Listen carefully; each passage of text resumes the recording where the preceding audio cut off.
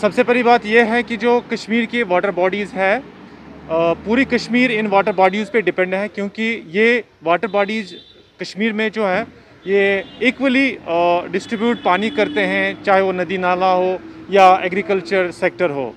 अब रही बात इसकी एनक्रोचमेंट की, वाटर बॉडी जो कश्मीर के हैं दिन ब दिन वो सूखते जा रहे हैं और दिन ब दिन उनकी एनक्रोचमेंट ज़्यादा होती जा रही है। अब गवर्नमेंट साइड से हमारा ये मकसद है, हम यही चाहते हैं कि गवर्नमेंट ज़्यादा से ज़्यादा इसमें इन्वॉल्व हो जाए। और एनक्रोचमेंट की अगर बात करें तो जितने सारे लेक्स हैं, चाहे हम सुंबल की बात करते हैं, बांडीपोरा, पूरे कश्मीर की बात करते हैं, बारामूला की का बात करते हैं और ख़ासकर वुलर की बात करते हैं, तो चूँकि वुलर जो है उसकी इंटरनेशनल इंपॉर्टेंस है, एक रामसर साइट है, एक वेटलैंड है।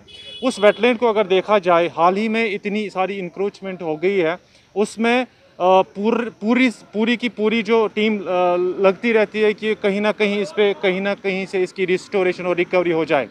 लेकिन दिन ब दिन जो इसकी पानी की स्थिति है वो बहुत ही ज़्यादा ख़राब हो चुके हैं। वो ड्यू टू द रीज़न जो आसपास के लोग रहते हैं इसके आसपास, उनकी वजह से दिन ब दिन इसकी एरिया जो है वो कम होता जा रहा है। और गवर्नमेंट को चाहिए कि वो अपना इन्वॉल्वमेंट ज़्यादा से ज़्यादा और जल्दी करे, क्योंकि उससे पहले कि हमारी ये जो रामसर साइट है जिसकी इंटरनेशनल इंपॉर्टेंस है हमारे हाथ से चली जाए।